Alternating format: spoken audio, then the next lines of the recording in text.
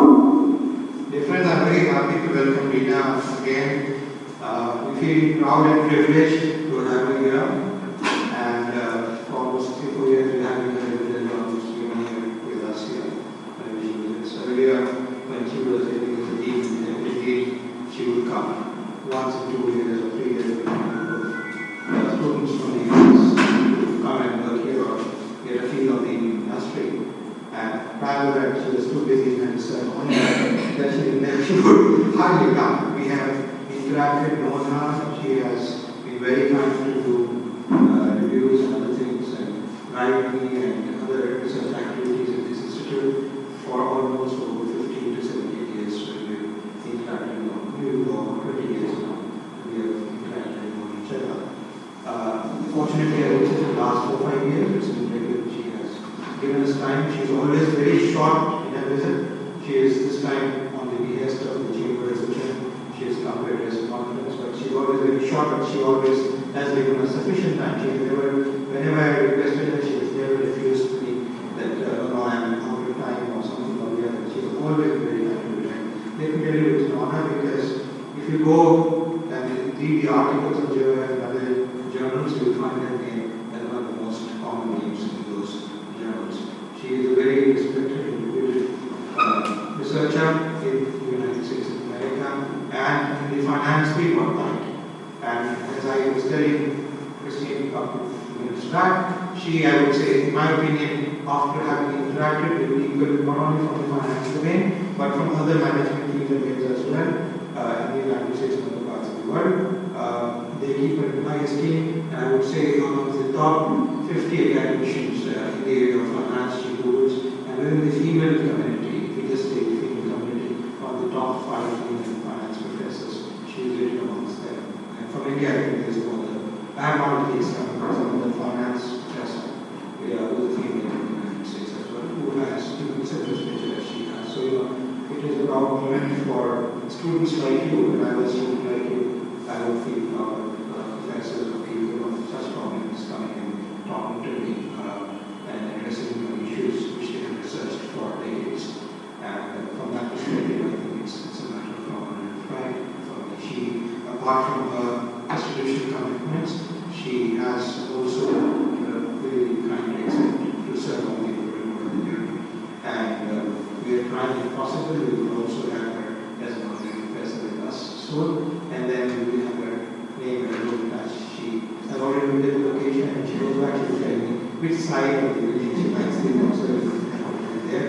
So whenever she comes, she keeps the key to herself and she can come and walk in. She doesn't need to call me that she's coming. She can walk into the door and go to her door whenever she wants. And hopefully soon we will do that and you will have to know about that as well. Reena has come today. She gave a talk at the chamber on the issue of the SME. She was speaking to you on innovation in the SME and a perspective of what she has seen from research in the United States and the places which she has made reviews and notes on. I would request Yami to formally introduce her and then Reena will speak for about half an hour, 45 minutes, and then she will do the Q&A. And then we also have a guest from University of Lyon in France, where we are getting into development. She is a linguist. She is working. I requested her that next year, when we have teaching for this new type of course, 201 paper, I requested her to give her a course that we want to hear. She is becoming an authority in literature, especially she's working lately on Jainism, and she has done works on other aspects as well. She's what she wrote last time, practically 6 months with breaks in India and 6 months in France. So she's half Indian perspective basically. So we get a bit more of her. She'll not speak today, but I thought, I give her a glimpse of what's going on, how our students are and so on and so forth. And Reena will speak today. So I need to request you to formally introduce her before we ask you to start giving us.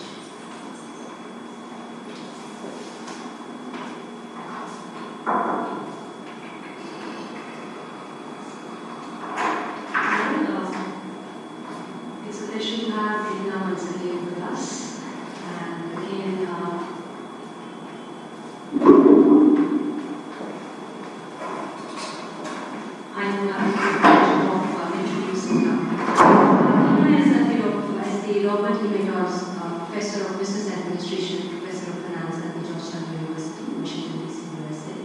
She's also the director of the Center for Financial Markets and Policy.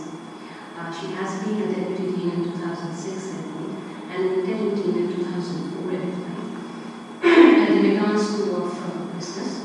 While her areas of expertise were in initial public offerings, investment banking, institutional investors, stock prices, valuation, securities market regulation, stock exchange demutualization, and corporate governance. Her current research focuses on proxy voting, securities lending, international corporate governance, and market valuation. She teaches courses in corporate finance, private equity, hedge funds, and investment banking. She has been named among the outstanding faculty in the Business Week Guide to the best business schools. Dr. Reena Aggarwal has a PhD in finance from the University of Florida and an MAS in engineering and management from the Interim. She is a professor at Town, and she has also been a visiting professor at the MIT Sloan School of Management between 2005 and 2006. FINRA Academic Fellow, 2007 and 2008. Academic Fellow at the US Securities and Exchange Commission between 1997 and 1999. Visiting Research Scholar at the International Monetary Fund, the IMF, at 2003 and 2004. She was also a Fulbright Scholar for Brazil and Chile in 1990 and 1991. She has worked on major consulting projects sponsored by stock exchanges, security commissions, law firms, investment banks, economic consulting firms, the World Bank, IMF, IFC, ITV, United Nations, US, SBA, USAID, and financial institutions and governments in India, China, Mexico, Ecuador, Peru, among others. She has published, as Amanda mentioned, that she is quite a renowned name for her research publication and a very well-known name in the finance world. She has published numerous articles on mutual fund investments, corporate governance and valuation, initial public offerings in the US, Switzerland, Brazil, Mexico, and Chile, emerging markets of Asia and Latin America, and functioning of the stock exchange. Her papers have been published in the best journals or top journals in the US, which is the Journal of Finance, Journal of Financial Economics, Review of Financial Studies, Journal of Financial and Quantitative Analysis, Journal of Banking and Finance, Financial Management, Journal of Applied Corporate Finance, and the Journal of Portfolio Management. Her research has received numerous awards. She has been awarded the Faculty Research Award in 2000 and in 1999. In 2003, she received the Alan N. Nash Distinguished Doctoral Graduate Award from the University of Maryland. She is a frequent guest on the local and international radio and television station. Her research comments have been cited by CNBC, Wall Street Journal, Washington Post, Financial Times, Business Week, Los Angeles Times, Chicago Tribune, and the Post, among her publications. Her work has been presented at many government agencies and professional meetings. Not taking much more on that, I would request you to speak to your innovations in the exchanges of the global sector.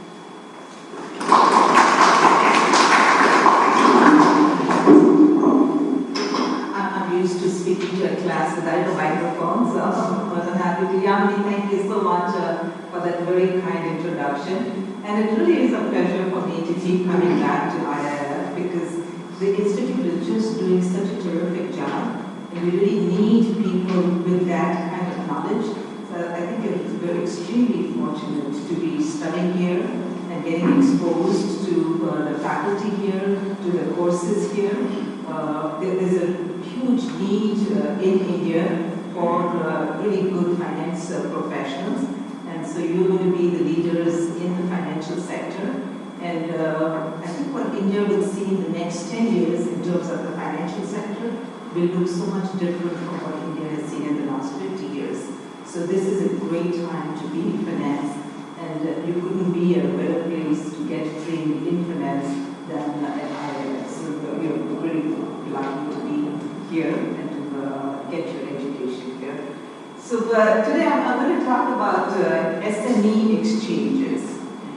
And this is an area in which I've done a bit of work. So feel free to interrupt anytime, ask questions, comment anytime as we go down. So why do you think SMEs are important? What is an SME? So why are they important? Why should we worry about having an SME exchange? ma'am, they provide equipments or spare parts for the big companies. They provide inputs to big companies. They make up a huge percentage of GDP. They provide huge employment. If you look at the statistics of India, and India is not unique with respect to SMEs, it's really all around the world. They're really the engines of growth. They're the ones that are providing employment. But the challenge for SMEs tends to be that they take a lot of debt. They take a lot of loans, but they don't have equity investment. And a lot of different challenges. One challenge is, I'm sure you studied in your courses, if you're financing long-term assets, you should finance them with long-term sources of funds. Right? But what happens with SMEs, they take short-term loans and they use them to finance long-term assets. That's a real mismatch that gets them into liquidity problems.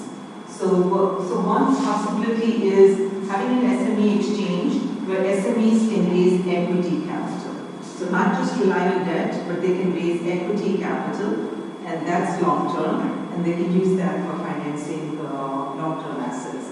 But SME exchanges, that's a very difficult area to be in. Around the world, SMEs exchanges have typically failed. There are very few that succeed. So why do you think it's hard to have SMEs trade on an exchange and be successful?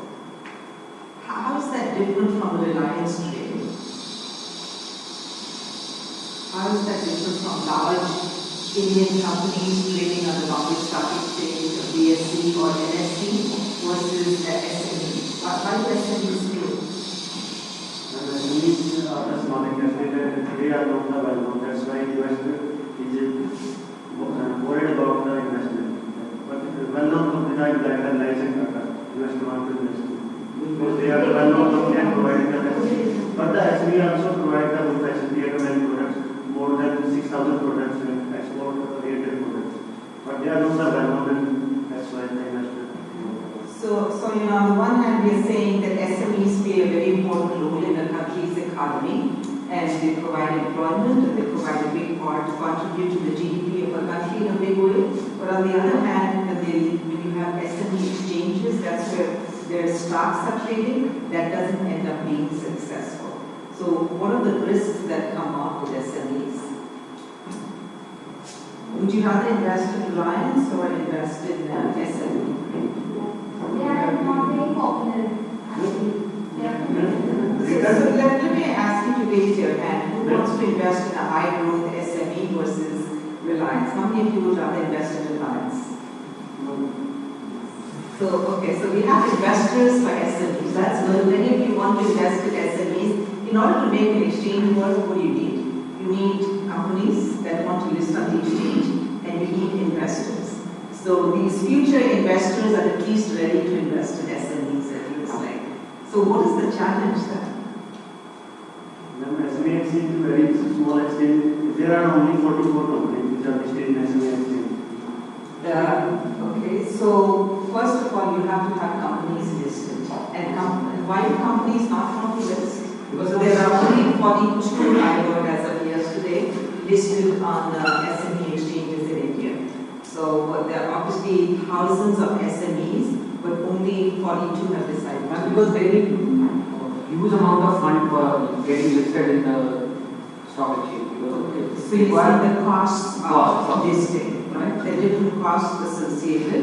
So some SMEs might not list due to cost. But is that the biggest reason you think? What are really big reasons? Dilution of shareholders. If they list on the exchange, that will go public and everybody. So they don't want to give up. Now I'm an entrepreneur. I own 100% of my company. If I list on an exchange, then I have to give shares out. But with the new SME exchanges that have come up in BSE, NSE, and other places, you only need to give up 10% of your, the float only needs to be 10%. So you will still control the company, and you won't have to give up control of your company. So that's one issue. What is the major issue you think why companies don't want to list? Only 42 have listed.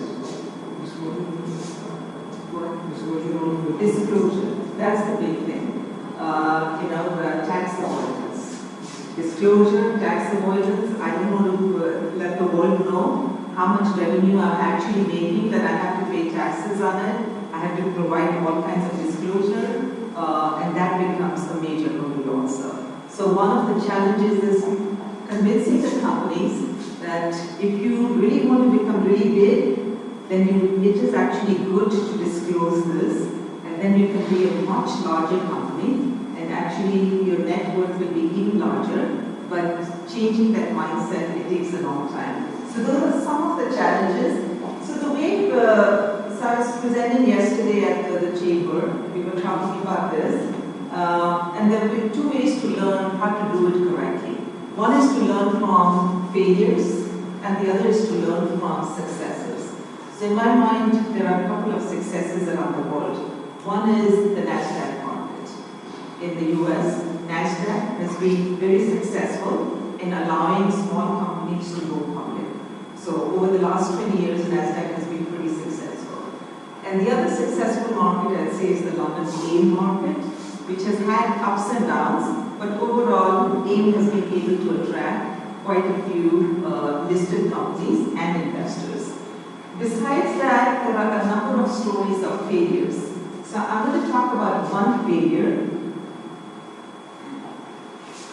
So this failure that I'll talk about, in the US there were three large exchanges: New York Stock Exchange, NASDAQ, and American Stock Exchange. American Stock Exchange started something called ECM, Emerging Company Marketplace. It was the marketplace for emerging companies. So they started this in 92. And there were only a few companies that listed here. Initially, it was all good. I'm not sure if you can see that. The light is pretty bright. But so it was meant for small companies. And these small companies, the bid-ask spreads narrowed. So that's a way to say that liquidity in the stocks, the cost of doing business, that became less. So that was good. More media was covering. So you got more coverage, more publicity. That was good. Then, why is it that such few companies listed on this exchange, and this exchange actually decided to close in 95? So 3 years later, the exchange closed.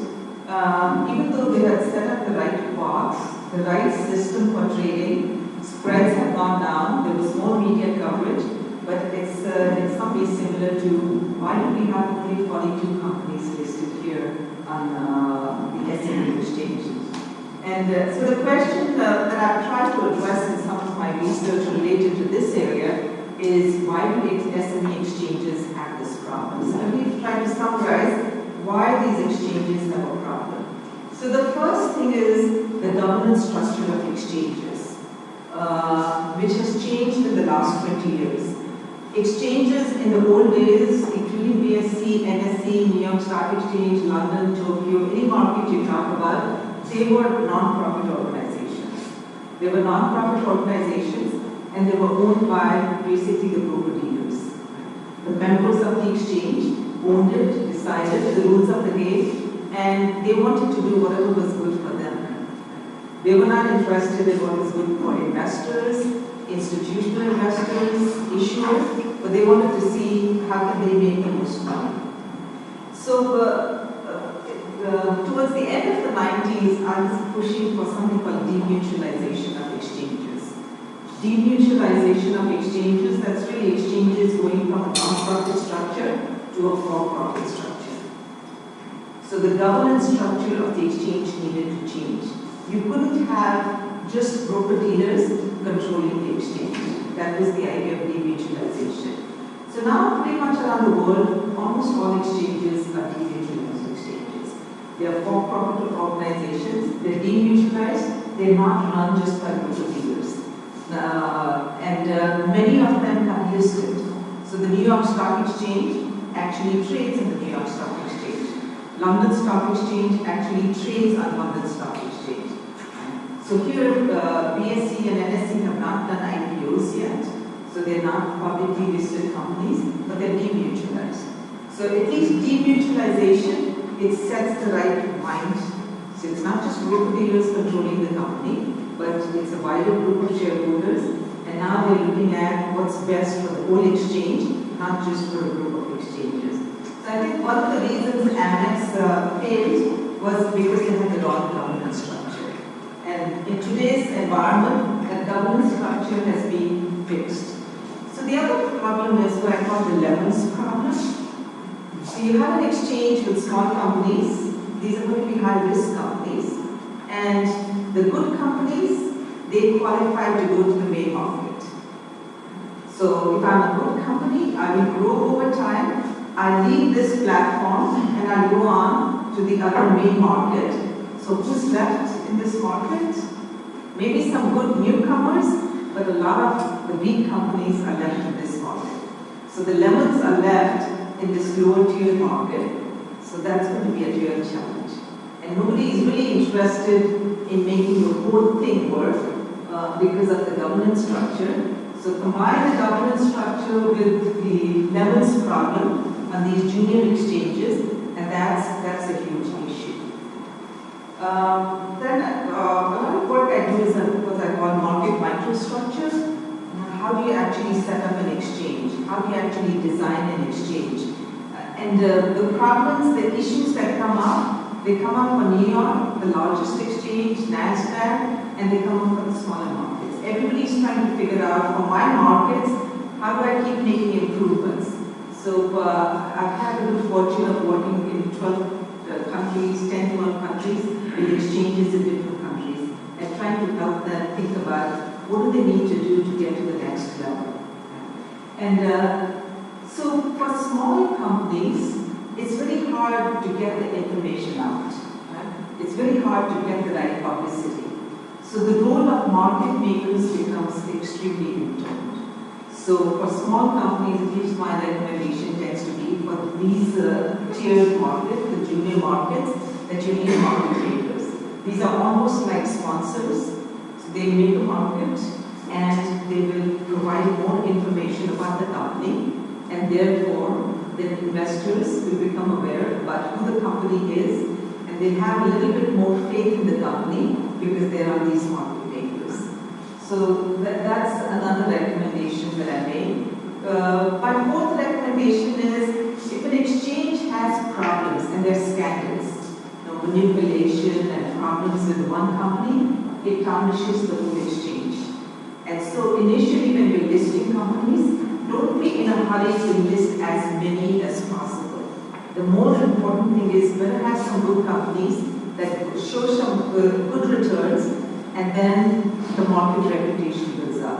Because if you have one or two out of the 42, if there are one or two that manipulate, that get caught with all kinds of problems, then investors will leave the market and issuers will not want to come into the market. But I also think you have to be careful about, yesterday one of the statistics I heard was, I was telling Yamini, they created a BSc SME IPO index. So an IPO index based on SMEs, right, of these 42 companies. And the index was at 100. In December 2012, when they started, the index was at 100. December 2013, a year later, the index was at 448. Is that good? How many of you think that's really good? You're selling. Think you're selling. You're the chairman of selling. And I'm from BSc, and I told you this index has gone from 100 to 448 in 1 year. That's really good? Happy? Inflated? Well, so I was surprised that nobody else was thinking about this, but my immediate reaction was, oh my God, we're in big trouble here. This market has gone up in 1 year, 448%. Where is it going to go next? Down. It can't go up anymore. It's going to crash. So this is going to be boom and burst. That's exactly the problems in small companies. And this index will make it clear that this market goes up 500% and then it's going to crash. And a lot of investors are going to get burned. And in the long run, that's just not good. In the short run, whoever bought at 100 and could sell at 448, that's very good for them. But if I'm thinking about designing a market, a sustainable market, I'm thinking this is not good at all. So my recommendation to the BSc people there was, you really need to figure out how to manage expectations. Otherwise, investors will expect these kinds of returns, and that's not possible. So you want to think long-term sustainability of the market rather than that one-year return. So these are just some ideas. And I think a number of things are being done correctly. So now BSc has the SME market and NSC has one. But you might not remember, your generation might not remember, but in India we started an OTCI market way back, was it 97 or 98 and that market, I remember Ajit Prasad used to run OTCI and that market collapsed very quickly. And I wasn't surprised at all because it was an independent market, right? So it was not connected with BSc, it wasn't connected with NSC. The government wanted to set up this OTCEI for SMEs basically, but it's an independent market. Now what happens? Any good company, they grow to BSc and NSC. The small companies, the ones that don't grow and have difficulty, they remain on OTCI. And then somewhere down the road, OTCI will get hit with some scandal. So that market had to fail. The way it was designed, it just couldn't have worked. So now I think when you're part of BSc, NSC, and you have this new governance structure for BSc and NSC, then you know that they're going to put in all the effort needed to make this market succeed. And it's not going to, it's part of the bigger market and not a separate market, so there's more likelihood of succeeding. Still, you can't say that they succeed. It's very hard for SME exchanges to succeed. In the case of India, a lot of restrictions have been placed, and some of them are good. So only qualified investors can invest. Only if you invest 1 lakh or more. So you can't be a small investor and invest 10,000 rupees. You have to invest at least 1 lakh. And the idea is to protect that the people who have money, only they can invest. Everybody can invest in the market. Market makers, they have to come into making a market for 3 years. So somebody yesterday was arguing about that's not a good rule because now companies have to pay more because they have to have market making and the investment bankers, they have to come in for 3 years. But if you don't have a market maker, if you have a market maker, you will have to pay them. They're not going to do it for free. But if you don't have a market maker, then I think liquidity is a big problem, and so the market is going to collapse. So there are costs involved, but then if you want a successful market, there will be costs involved. So this is a market that fails, and a lot of the SME exchanges end up failing.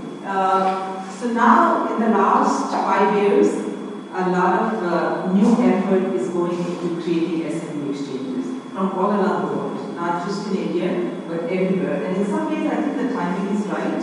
If we tried to do this 3-4 years ago, it would have been a disaster. We had the crisis of 2008, 2009. You don't open a new exchange and try something like this at that time. So at least to some extent, the timing is right. In India, things are still a little bit slow, so it's not perfect. But at least in other parts of the world, the timing is a little bit right. And there's a lot of concern about the number of IPOs taking place around the world. There are far fewer IPOs taking place now than they used to be in the past. In the US alone, in '97, there were something like, I want to say 8,800 companies that were trading, that were listed. That number has dropped by about 50%. So now there are less than 5,000 companies that are listed. Number of companies has dropped dramatically. Many companies don't want to go public. So we were talking over lunch about Facebook. About Facebook's IPO. Facebook did an IPO. Now it's a listed company on NASDAQ. When they did their IPO, there were a lot of problems. And Facebook actually did not want to become a public company.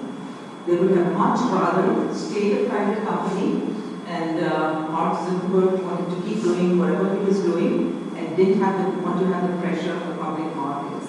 But there's a regulation that if you have more than 500 investors, then you have to report all kinds of things to the SEC, and pretty much you have to become a public company.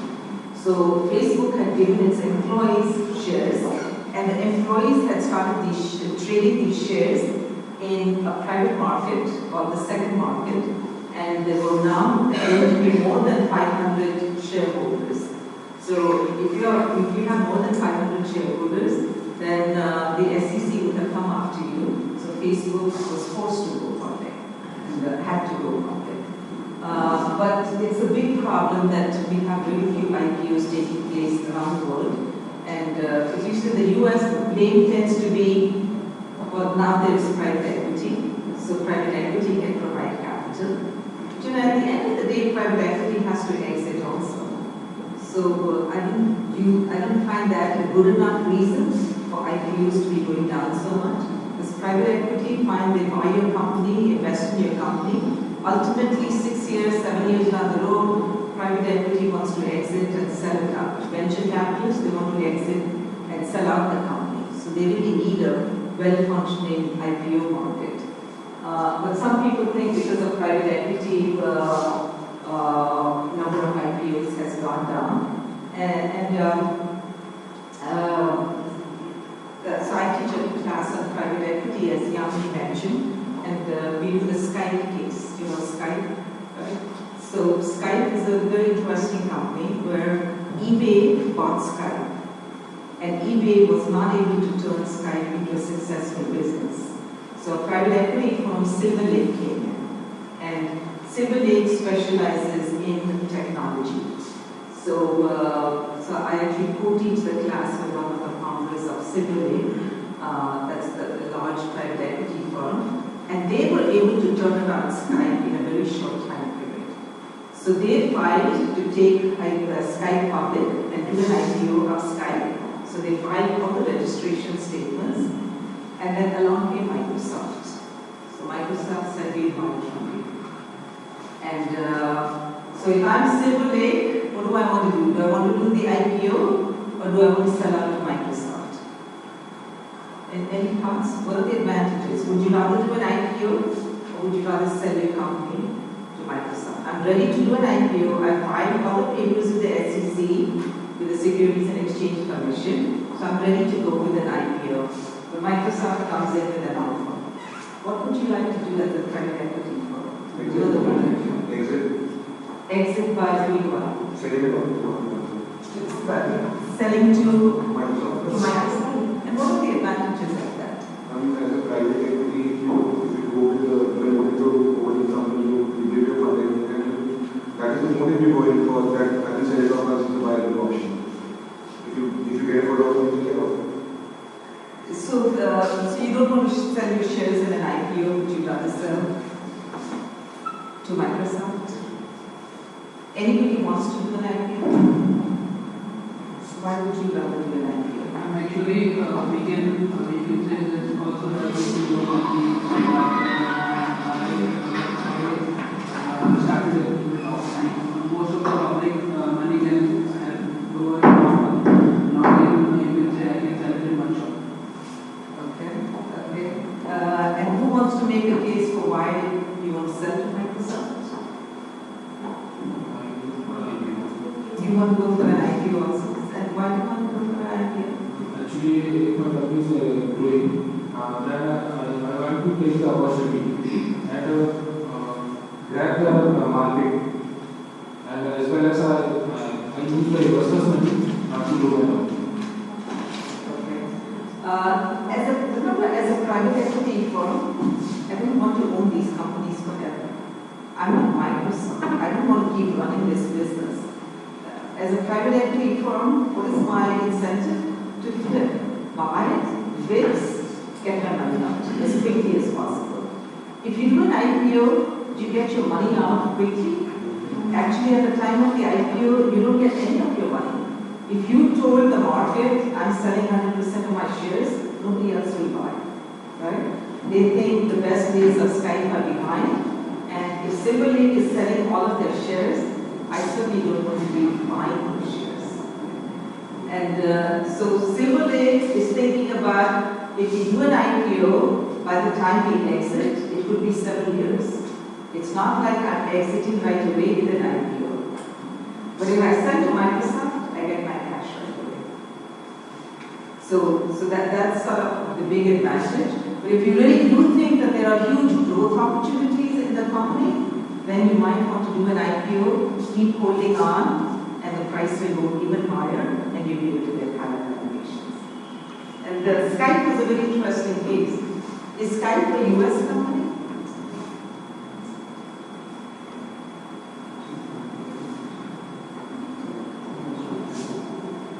Skype is not a US company.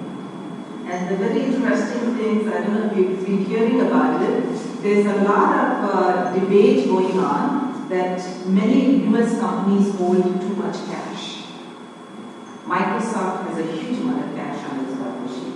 Apple has a huge amount of cash on its balance sheet. But where is that cash? Is that cash actually in the US?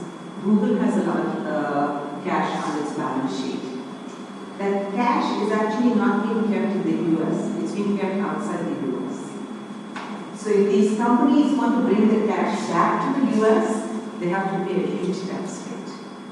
For tax reasons, I'm making my money in Germany, in India, and I'm just keeping it outside, because if I take it back to the US, I'm a US company, if I take it back to the US, I have to pay a huge tax. Microsoft used its cash outside the US to buy this foreign company Skype, which is actually not based in the US. It's not considered a US company for tax purposes, and would afford to pay a higher price because they don't have to pay that 35% tax. If they wanted to buy a US company and they had to bring their cash back to the US, pay 35% tax, then it would cost them a lot more. But because they were buying Skype, this foreign company, and they used their cash outside the US to pay for this foreign company, they were able to buy Skype at a good valuation. So Silver Lake was happy, Microsoft was happy, Skype was happy. So the transaction worked out for everybody.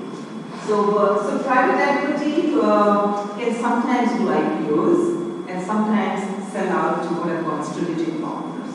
So Microsoft will be a strategic partner. Now I'm just going to give you some examples in some of the countries that I've worked in that have tried to look at SME exchanges, just to give a sense of have they worked, have they not worked. So SME exchanges, as you can see, maybe not see, but every region of the world, Europe, North America, Africa, Middle East, every region has some SME exchanges. So there are 190 exchanges around the world, and some countries have more than one exchange. So out of 133 countries, there are 190 exchanges, and many of these regions have SME exchanges.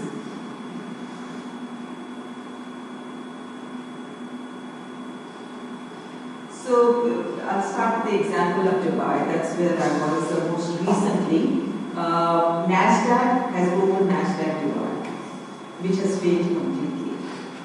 So NASDAQ Dubai has just not done any business, and a good friend of mine is the CEO of NASDAQ Dubai, and so we always talk about the challenges that NASDAQ Dubai has had, and so they're trying to revive. They're trying to figure out what can we do to revive. So the government in Dubai has an SME program, and they created an SME 500 group of companies. So the best 100 companies. And NASDAQ Dubai is trying to get these 100 companies to list on NASDAQ Dubai. And they're trying to do this, they're doing a number of things to make this interesting. First, you have to say, how do you define an SME?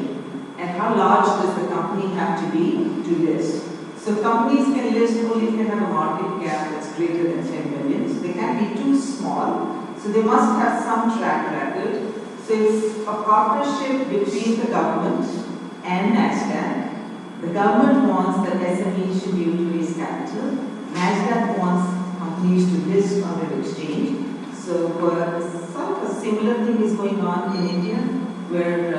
government is playing a big role in helping SMEs to get promoted, to do well. So sometimes there are tax subsidies, sometimes there are other ways. But in Dubai, SMEs obviously play a huge role. 40% of the country's, of Dubai's GDP is coming from SMEs. 42% of employment is coming from SMEs. The one thing that really concerned me when I was in Dubai is some articles talking about how can the Gulf capital markets help India. And I said, this is terrible. How can the Gulf capital markets help India? India is a much larger economy. The conversation should be the other way around. How can the Indian markets help the Gulf countries?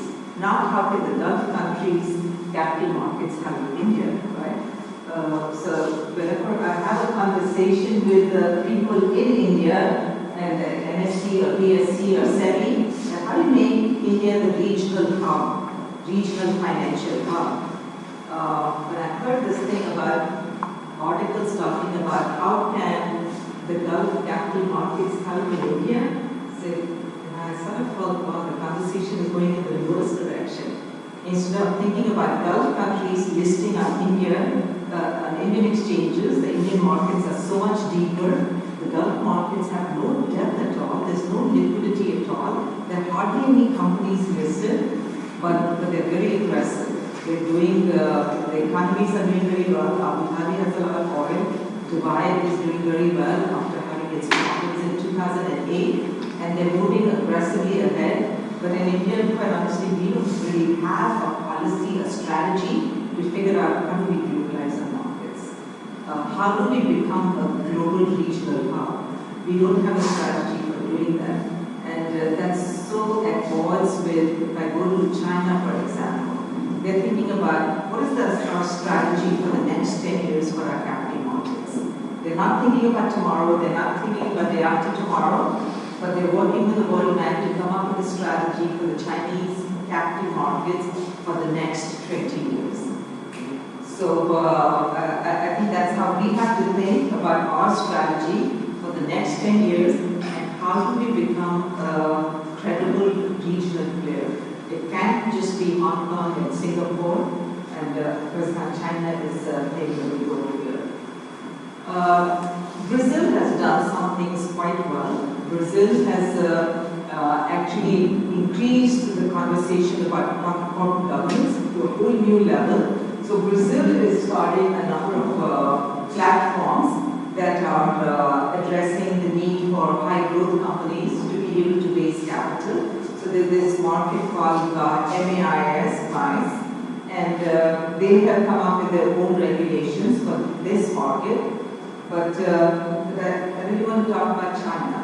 This is, I think, going to be another success story. So I mentioned NASDAQ as a success story, and I mentioned London AIM as a success story for SMEs. And I think the Chinese market, this growth enterprise board that they started, this will be a success story.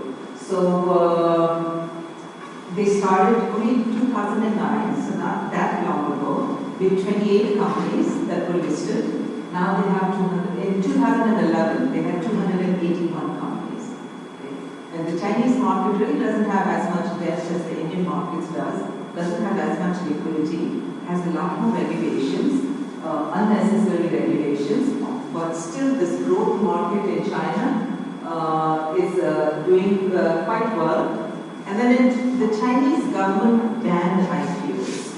So for a 13-month period, they put a moratorium on IPOs. You can't do IPOs because of what was happening in the economy, and there was too much speculation going on. So they said, let's put a stop to this, and they banned IPOs. As soon as they lifted that ban, what happens?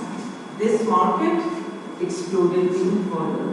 As soon as they lifted the ban, so there were, just before the ban, there were 350 companies. So started in 2009, they already have 350 companies. During this moratorium period, when there was a ban, there was a huge wait list of companies that wanted to do an IPO on this market. This is not the main market, this is not the Shanghai Stock Exchange, this is not the major exchange, but for this market, there was a huge wait list of companies that wanted to list here.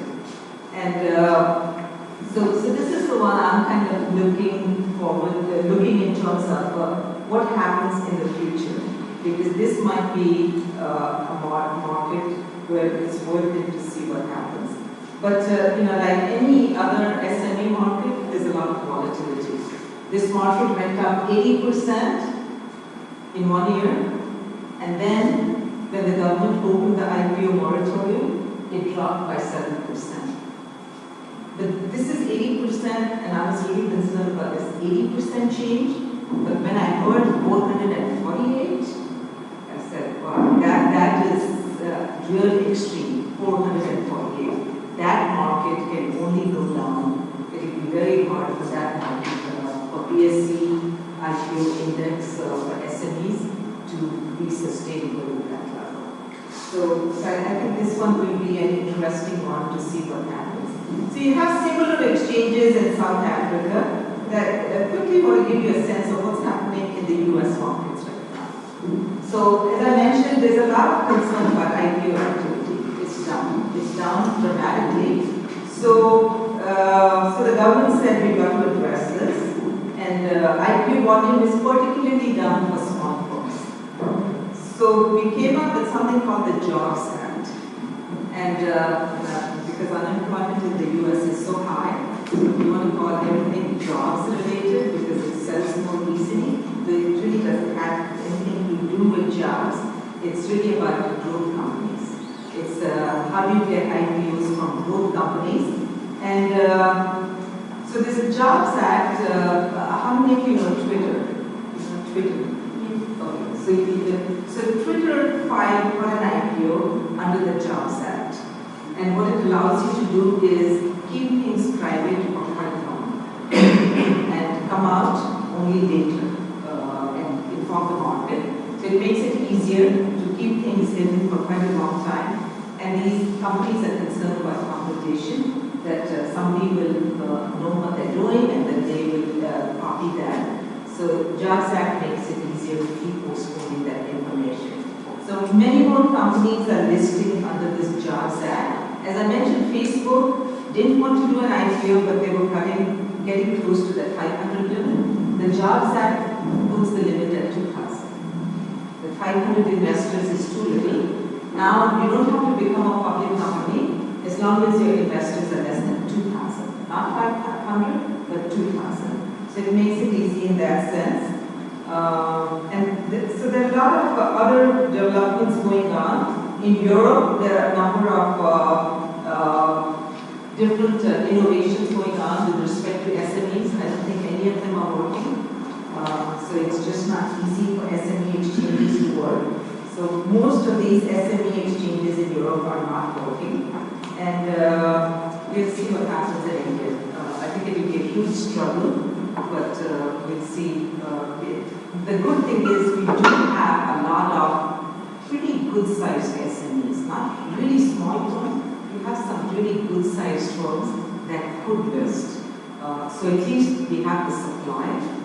The willingness might not be there yet, the information might not be there yet, but it seems like a number of, whether it's the trade associations, the chambers, they're doing a job of educating SMEs of why they should list. So I'll stop there and see if you have any questions. About SMEs or about anything else finance related? My name is Nikita, and according to you, what steps can be taken for increasing the awareness about the SMEs among the investors, so that they can how can they be aware, like if I investing in SME exchange, they can also get good returns in spite of big companies. Yeah. So actually, one would think that returns should be higher. If these are growth companies, the returns should be higher. I think the main thing for investors is to educate investors about here is the information available about SMEs. Make the information available on the internet. Forget about the hard copies. Make it available on the exchange websites. And I think exchanges are moving in that direction. Make the information available there so that it's easy for investors to access that information. And really the educational process about how finance works and how markets work, it has to start in high school. Not even in college, but in high school. Early on to create awareness, to have groups visiting exchanges, to have exchange officials talking with the students, it takes a long time. It doesn't happen easily. And at the same time, you have to do that for small businesses also, to educate them about what the advantages of this. My name is Suresh, and my question is that the main problem of SMEs are the technology adoption. What steps need to take by the government that these SMEs are come to the level that they provide some technology? They are totally these are upgrade technologies for the producing the products. I'm a little bit biased where I don't want government to play to be a role. I want the private sector to play a role there. So I'm not a huge believer in terms of that the government must provide tax subsidies for everything. So I'm perfectly fine with it. For example, here in India, the government provides tax subsidy, not tax subsidy. When SMEs want to get a rating, the government picks up 75% of the bill in the first year. The second year, the SME has to pay themselves. I think something like that is all right, but I don't really want the government to provide too many tax subsidies, too many subsidies that last forever and don't go away. This is a private sector, and investors are going to make money, companies are going to make money, have markets. That's what the markets exist for. The government has to provide the rules and regulations, so SEBI is needed to manage the whole process, but I'm not a huge believer that we should over-regulate the markets. But ma'am, private sector is not doing anything. They are providing loans at a very high rate. So what can be done? But that's why you point out, you educate and you point out what are the advantages of, first of all, what are the advantages of equity over debt? Why should you not always be borrowing from loans, but you want to have equity? Even though it might mean you do have to, some dilution kicks in, so you will dilute some, but you still retain majority ownership, so you still have control. But I think that education would help. And I think that's what they're doing. The chambers are doing that, going to different cities and holding seminars and talking about the advantages. The big thing in my mind is if you have a few success stories, others will follow on. If you have a few scandals, everybody will run out of the markets.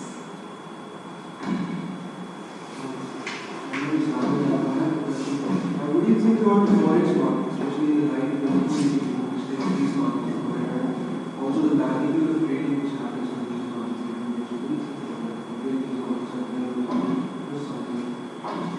We end up talking a lot more about the stock market.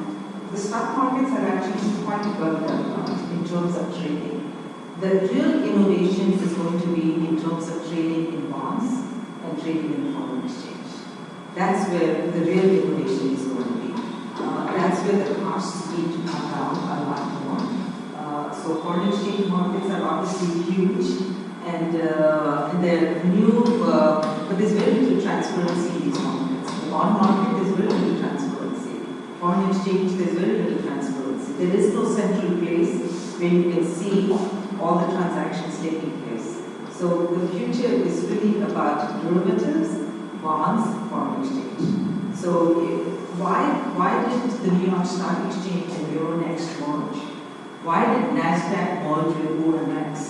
It's not about because they wanted to continue trading equity. They really wanted to diversify their product line and be able to trade in these other areas also. So I think that's where the big innovation will be. These other markets, not so much in the equity markets.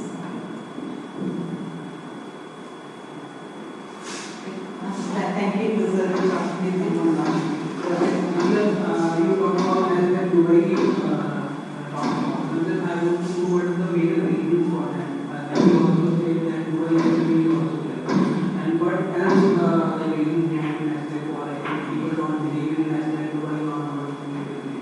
it's just in Dubai you have very few companies that are listed.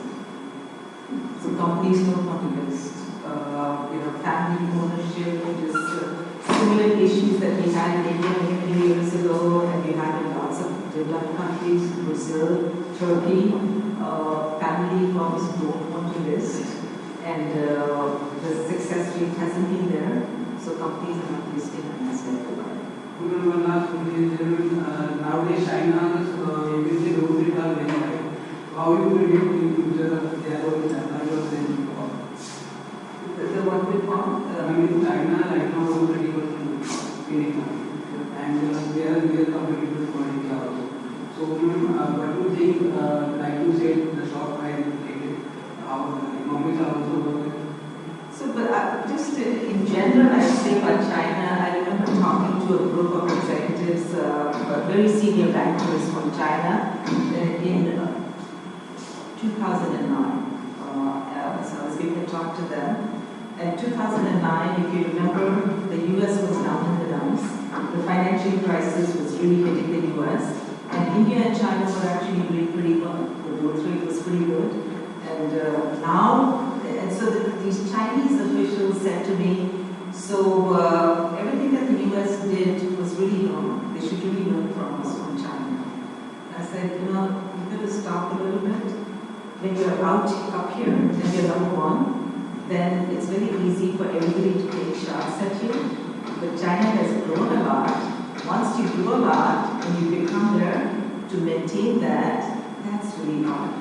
And I think both India and China have seen in the last 2 years that it's not that easy to sustain it being here at the top. And who has recovered the fastest? Actually, the US economy is the best economy right now, I would say. If I had to put my money, the US is certainly in a much better position. And I think what tends to happen is the US is very good at saying, okay, we did this wrong and we need to fix it, and let's face it. Versus just trying to hide it and let it go on. But years like Japan, Chinese banks are in a lot of trouble right now. They have a lot of non-performing loans. And the government is not taking strong actions to clear that up. So some once again pretty bullish on the US. Thanks, Professor Reena, for giving us so much insight into the SME students. I remember reading this book by John Seaborg, who has been president of the Vanguard, one of the top-notch mutual fund companies in the US. And he happens to make one of his chapters saying that there is a comparison between value stocks versus large stocks. And he said that those who know how to pick up the value stocks, which are largely small and medium enterprise stocks, even listed on the stock exchanges, which are usual stock exchanges, happen to take more returns back home than the other ones who actually invest in the large stocks. Reena pointed out a very beautiful thing. She said that these SME exchanges have a lot to contribute, both in terms of employment and otherwise. And in a country like India or others, where a lot of people actually bring about the value through these small and medium enterprises, there's a lot of contribution that actually goes into the gross domestic product by them. And they do constantly face a lot of problems in raising the necessary funds which they require to continue to bring about the necessary productivity that can actually contribute to the GTU. And if societies at large, regulatory bodies at large, can somewhere or the other support these SMEs to raise funds through exchanges, it would be a great idea. I remember when I was teaching a course to this batch itself about 2 semesters back on advanced financial answers.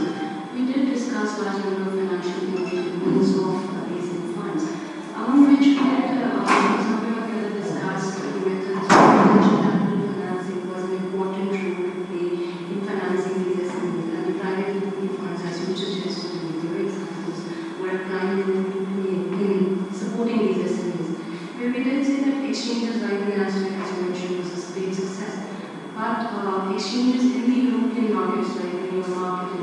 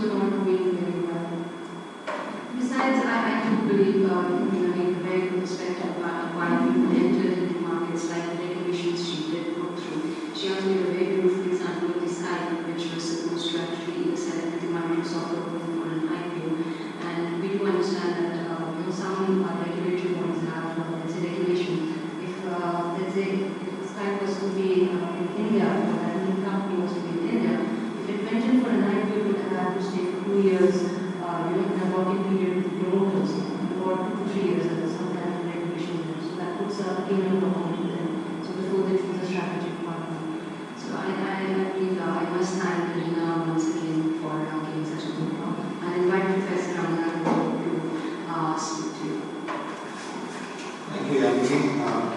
Before I just give a word of thanks, I remember just what you were speaking and you just said about the disclosure issue. I have this friend of mine, she's now lecturer of the university, the University of Finland. We are talking professor, and she might be in Eva, she's been a professor for a long time, and she was in the last decade or so. And she was telling me, she's on board of one of the largest companies which are listed on NYSE and Nasdaq as well in the US. And she says because of the Sarbanes-Oxley Act which came into play, it was becoming difficult because the regulations Sarbanes-Oxley for foreign companies were more tougher than those for the homegrown companies. And she said it was so difficult that they were discussing it in the board that they would like to move off from NYSE. Only one factor was just reporting under Sarbanes-Oxley, not the disclosure norm from Nasdaq, NYSE, they were listed on Euronext, and so many exchanges. But we would like to move out of the Sarbanes-Oxley. All the Sarbanes-Oxley is almost done really. But still, those are not regulations. That time was disclosure. Again, when I remember about a decade back, I went to Industrialist in Mumbai. He was not an SME, a large, medium-sized firm, not very large again. And he says, we were talking in the village. He says, I want to list my company because I do not have intention of selling the company.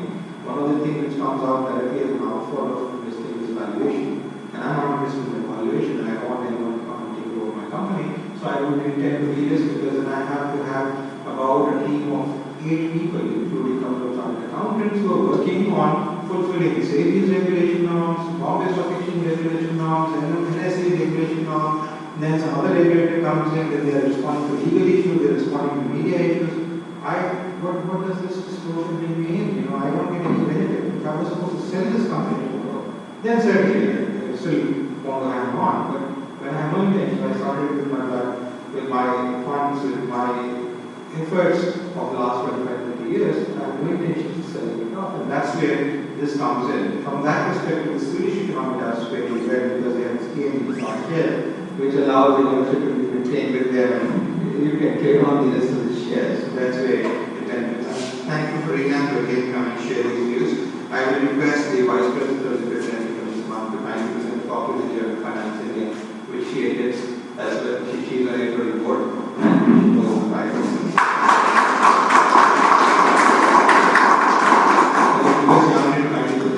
A small memento for her to keep on her desk when she's back in the US so that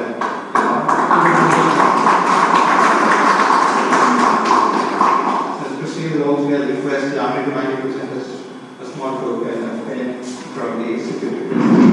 So that when she's writing the next